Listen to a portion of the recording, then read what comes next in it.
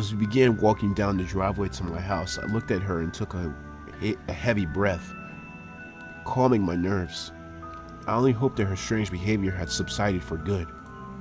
We trudged through the softly accumulating snow. I had been too lazy to shovel, with my parents having left for Hawaii a week ago. Ironically, as much as it pissed me off to imagine them on a beach while I was stuck here, I was insanely glad that neither of them would be home for a few days so I wouldn't have to explain Sarah to them. We reached the door and I fumbled for my key. I finally unlocked the door, and jumped inside before too much warm air escaped into the bitter cold. Ooh. Oh, that looks really comfy. Yeah. I immediately started up a fire, not really realizing how cold I had been until that moment. I looked over at Sarah, taking off the jackets, folding them neatly before placing them down gingerly by the entrance. Her movements were strained, her spindly limbs tired and weak. She appeared to have a normal mental state now. But as she finished it up, her eyes glanced at me. I couldn't help but tense a little. Hey, Sarah? Her heart had begun to pound, distrust and fear suddenly reclaiming me. What if?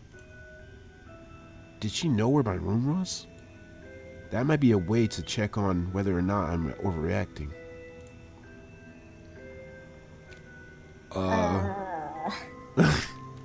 Okay, so the first one is gonna make the narrator more scared. I feel like the first one's gonna make the protagonist scared.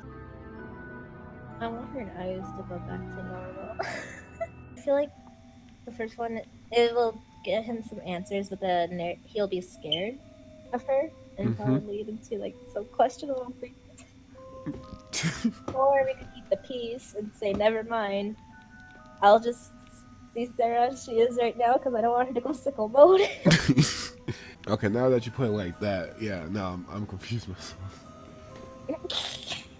Let's go now. Save before? Damn it! Wait, we have the power. Yes, we have the power. Wait. Go back. Wait, that might be a way to check on whether or not I'm overreacting. Oh, can you save there? Well, we can't save here, but we can save here, which is before. Yeah, which is before the option, so that would probably be safe. Could you maybe go to my room and grab me a hoodie? Anything for John. She cried with a big smile, turning to go.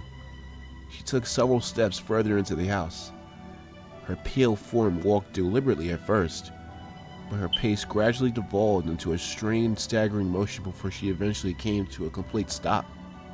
Or halt, whatever. Still facing away from me, her icy voice quietly seeped out. But I don't know where your room is.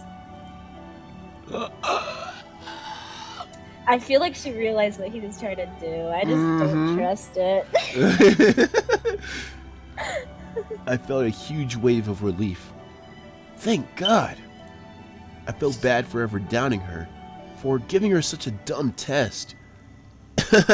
Sorry, it's right up the... I suddenly stopped myself. You know what? I'll just get it myself. I need to stop being so lazy anyway. What was wrong with me? I apparently still felt like I couldn't trust her. But I just couldn't stop myself. I didn't believe her. I wanted to know if there was really no school. I wanted to know why she'd been acting so strange. The only thing holding me back was the fear of such a question bringing back that other smile. That deranged face. Alright then. Well, that scared me too, John. That scared me too, Proton John. I'll be right back then. I quickly ran upstairs to my room. I grabbed my doorknob only to recoil in shock. It was freezing. I could feel a draft of frozen air seeping out from under my door. I gingerly grabbed the handle from my fingertips. I was about to say I grabbed the knife for a second, but I stopped myself. Oh. Well, what if his window's open? Ooh. Oh, God.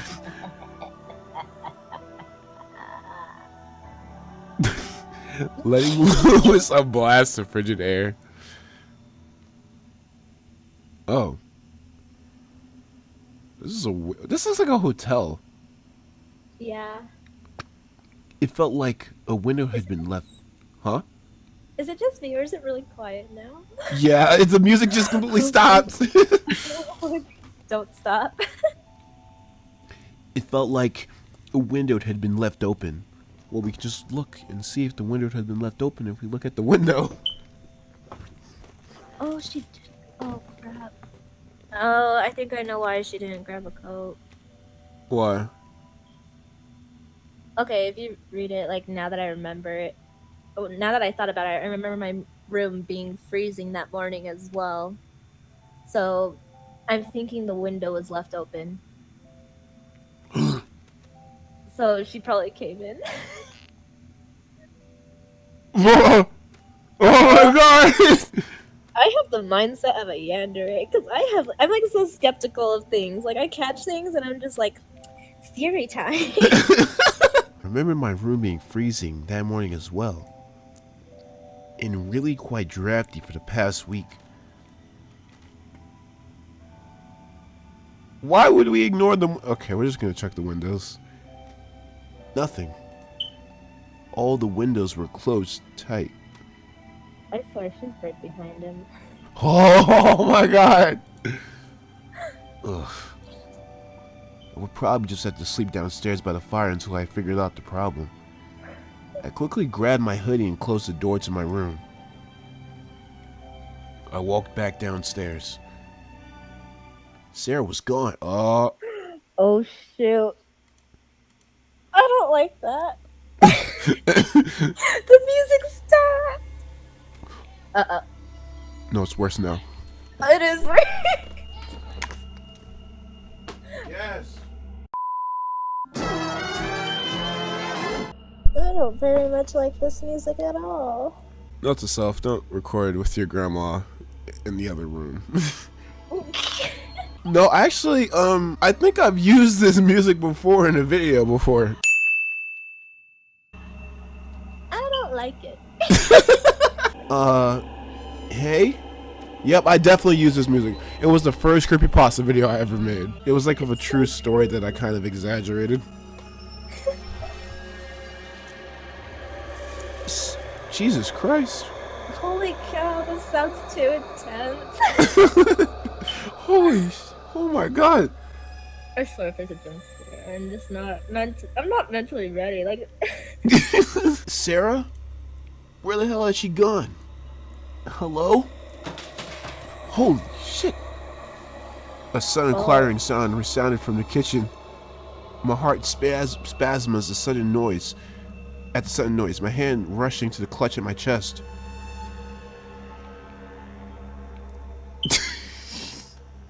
bruh. Check the kitchen. I cautiously walked towards the kitchen, my heart pounding despite my attempts to control it. There was no one inside. Sarah, where did you go? Oh my God. My eyes narrowed. Was it a pan on the floor? That must have been what had caused the sound. Call for Sarah or go back to the living room? What if she tries to fuck you? Oh my gosh, I'm just feeling adrenaline right now. I'm so freaked out. Oh my God. I mean, we're looking for Sarah, right? So, let's call her. finding Sarah. Hey, Sarah? Sarah? Hello? Where are you? No response. Go back to the... Like this. Oh my God. I hesitantly peered back into the living room, walking slowly. This better be a joke. Where the hell was she? That's when I suddenly heard someone descending the stairs. I rolled around to see Sarah bounding down them, slinging her backpack over her shoulder. It seemed to be empty now. What the hell? I feel like she took something from his room. Yeah. Where'd she even come from? What had she done? Ignore her. Offer hot chocolate. Yeah, I'd like some hot chocolate. Because hot chocolate's yummy. Yes. It's that, you know, I know I said before I don't like chocolate, but hot chocolate, oh my god. If you don't like hot chocolate, you don't have a soul. But if we ask her what she's doing, we can also ask her what it's in her backpack, and we can ignore it, and we can ask her to leave. Okay, so from last experience, the last time we asked her about something, she stabbed us. I feel like we're just becoming too passive with this. Yeah, we're being submissive. Yeah, but she killed us, so I don't even know. I really want to offer the hot chocolate. Sees her coming down from the stairs. Would you like some hot chocolate? You know, I was trying to call for your name and everything, and it seems that your book bag is actually a little bit empty now. But you know what? Do you want some hot chocolate? Wait, it was empty? Yeah, they said that like her book bag seemed to be empty now. What if that was the blood in that? I swear, if she left a little present. I just want this music to stop. I want it to stop too. I don't like it. It's unsettling. So we're gonna be at bottom for right now. Yep, we're gonna completely be at bottom. Hey, Sarah. Welcome back.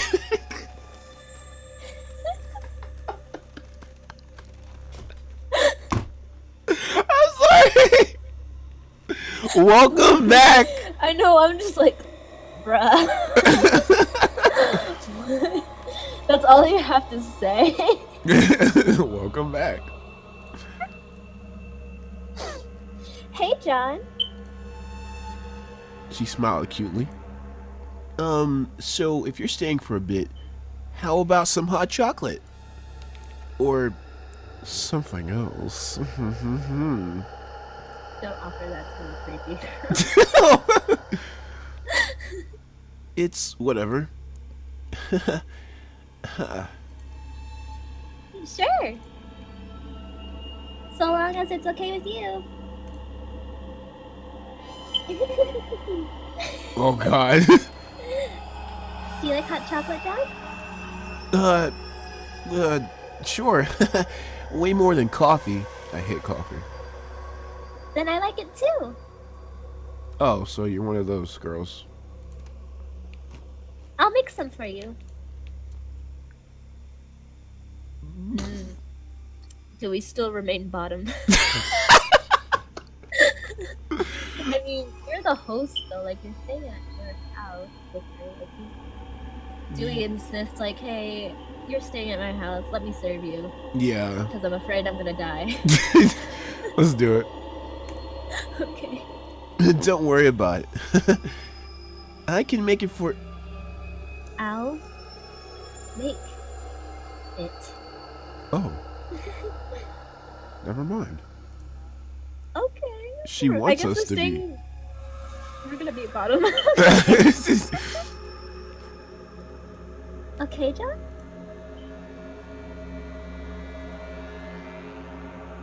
John's like, honestly, I'm scared, so I'll let you do you. Yeah, alright. I'm scared as hell. Thanks. We walked to the kitchen, Sarah taking the lead. Whoa. Before long, she had made some hot chocolate. Using water and my little packets of mix, nothing fancy. You should have used milk. Yeah, I think milk is better than water. Yeah. Unless it is already like dry milk type stuff. Ugh. She held her own cup down at her side, eyes trained on me. Aw. How is it, John? My chest tightened. What was this feeling? Oh, it's pretend to drink? Oh wait, maybe because she could have What did if he? something to it. Yeah. Wait, did it say that something was odd with it, or No. so should we just be trusting? We're bottom, so Yeah, we're bottom. Just keep her happy. I slowly lifted the cup, taking a small sip. It tastes great. Very hot chocolatey.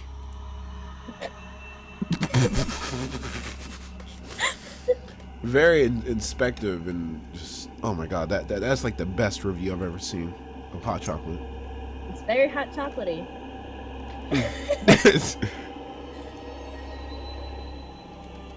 Her eyes again cleared slightly, a sort of calming sanity washing over her. Another backstory? Backstory time! Hey, Sarah, Yeah, John? listen. I may have looked at those pictures you gave me. Oh. Shocked? I, No, listen. It's okay. I had no idea. I'm so sorry, Sarah. Listen. If it means anything, I promise. I'll never let something like that happen to you ever again.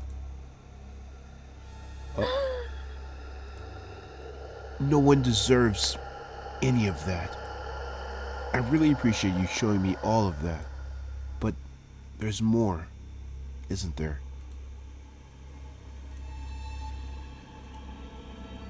She's gonna love us. this time.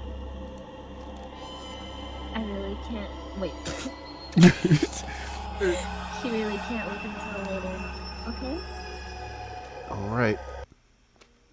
No, we're gonna look at her now. Unable to communicate, the daughter begins to accept that the home is where she belongs. That the way she's treated is what she deserves.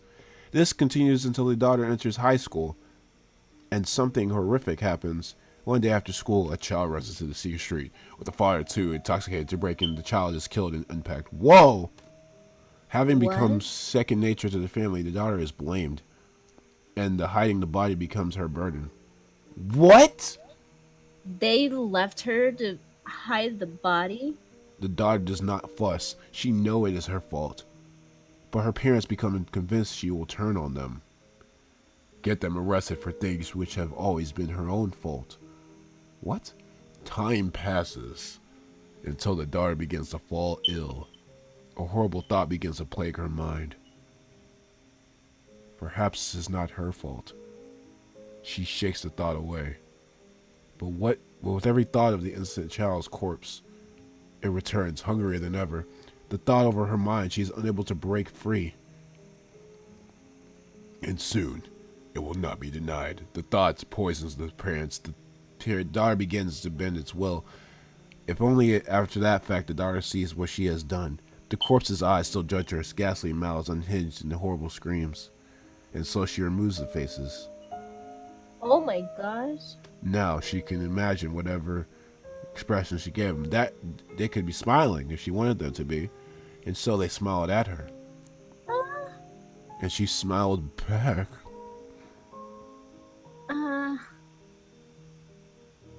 The family has finally found peace. What? No.